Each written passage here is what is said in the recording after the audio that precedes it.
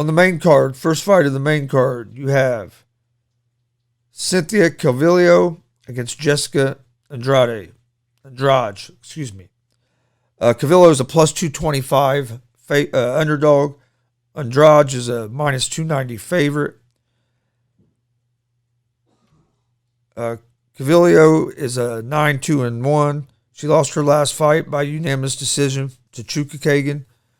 She has 2 wins by knockout, 3 wins by submission. She's 3-1-1 in her last 5.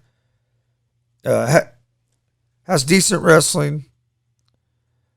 Andrade is 21-9. She lost her last fight by TKO to Valentino Chefchenko.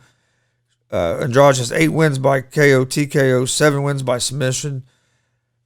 She's 2-3 in her last 5.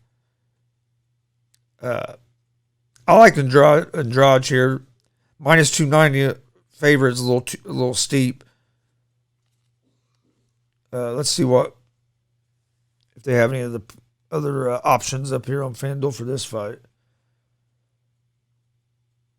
See what the double chance is.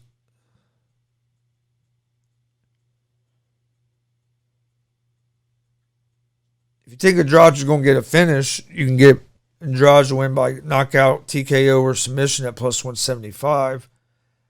I can see Andrade getting a finish. KO, TKO on points, you get at minus 230 on double chance. So that's not a lot better than just doing money line. Method of victory, Andrade by points is at plus 130. Andrade by KO or TKO is at plus 250.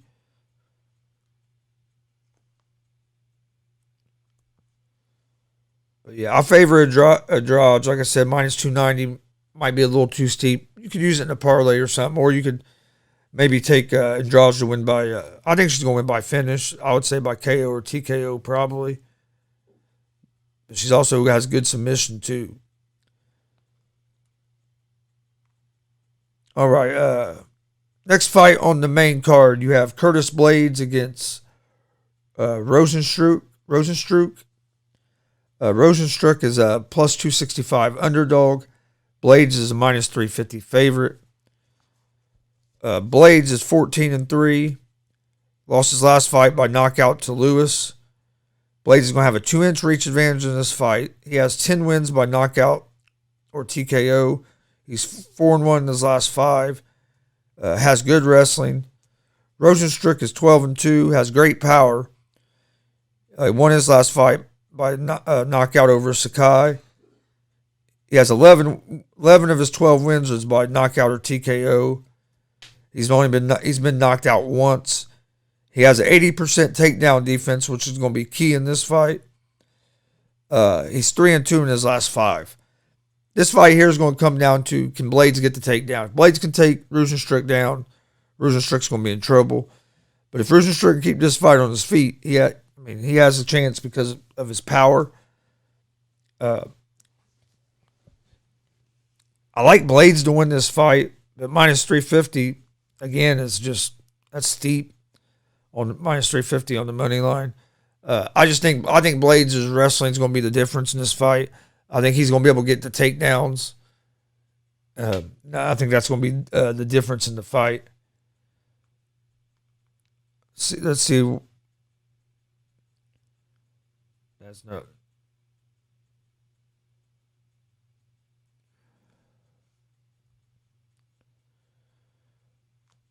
Curtis Blades. Let's see what the method of victory is, because double chance isn't no better. Well, I guess if you take him to win by Blades by knockout or submission, you get minus 105. If you go to method of victory and just say let's pick Blades by KO or TKO is at plus 120. Blades by decision is plus 220.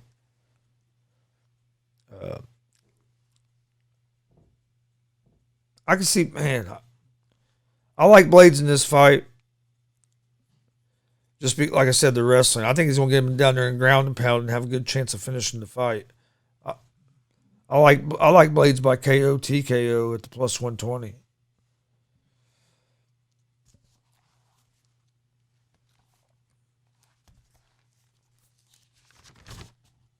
All right. Next fight. Next fight on the main card. This is a fight I've been looking forward to. I'm a big Diaz brother fan. I've been since watching Nick Diaz way back on Elite XC and then Strike Force. And then Nate came up, but Nick's going to be fighting for the first time in about 6 years. It's going to be Diaz versus Robbie Lawler. Diaz is the plus 126 underdog. They have Lawler as a minus 154 favorite. Diaz is 26-9.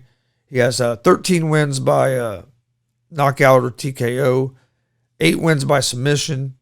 He's going to have a 2-inch reach advantage in this fight. He's 2-2-1 in his last 5. He lost the unanimous decision to Silva and ended up getting turned into a no contest. Was his last fight. Lawler is 28-15. He's 1-4 in his last 5. He lost his last fight by unanimous decision to Magny. Lawler has 20 wins by knockout or TKO. He's been submitted 6 times. He's been knocked out twice. I like Diaz in this fight. I think Diaz is going to be able to outstrike Lawler on his feet. I don't think Lawler is going to be able to land that one big punch. Lawler's 39. He's just not the same that he was. He has a lot of wear and tear. I lean toward Diaz in this fight. It's going to be a fun fight to watch, but I think Diaz is going to be able to keep him at distance with his boxing. And Diaz is dangerous, real dangerous on the ground as well. And so I see Diaz as the underdog here. Next fight in the co-main event. Oh, and the Diaz-Lawler fight is a 5-round fight. So there's going to be 3 5-round fights on this card.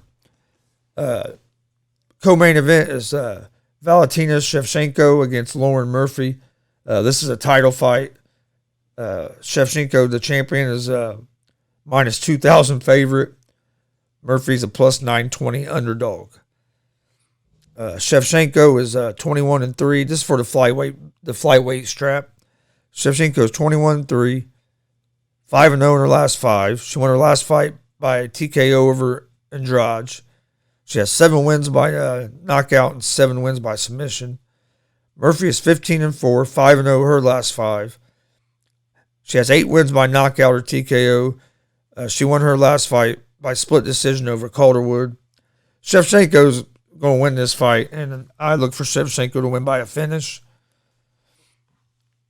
I don't see Murphy going all 5 rounds with Shevchenko. Let's see. You get Shevchenko by knockout, TKO, or submission. That's still at minus 230. Let's see what method of victory. Give Shevchenko by KO, TKO, minus 120. Shevchenko by points is at plus 200. Shevchenko by submission is at plus 500.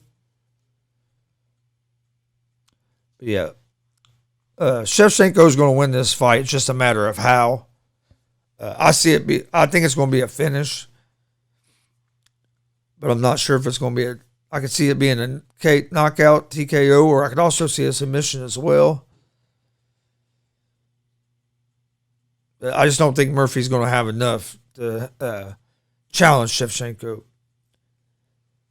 And then in the main event, we have a featherweight title fight, as you have Alexander Volkanovsky against Brian Ortega. This should be a fun fight.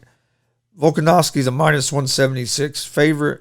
Ortega's a plus 142 underdog. Volkanovsky is 22-1. He has 11 wins by knockout, 3 wins by submission. He has good striking, strong wrestling. He's going to have a 2-inch reach advantage in this fight. He won his last fight by split decision over Max Holloway. Ortega's 15-1.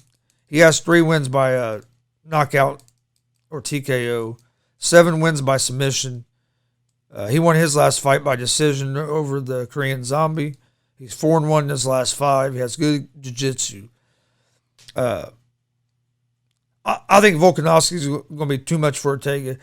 I think Volkanovsky is going to be able to take him down, and I think Volkanovsky don't make the mistakes that to where Ortega is going to be able to catch him in a submission. I think Volkanovsky, he has more than one way to win this fight. He can strike with him. If the striking isn't going well, then he can go to his wrestling. Where Ortega don't have great takedowns. Now he's good off his back, has real good jiu-jitsu, but he doesn't have good offensive takedowns. And I see Volkanovsky being a little too much. I like Volkanovsky at the -176 favorite.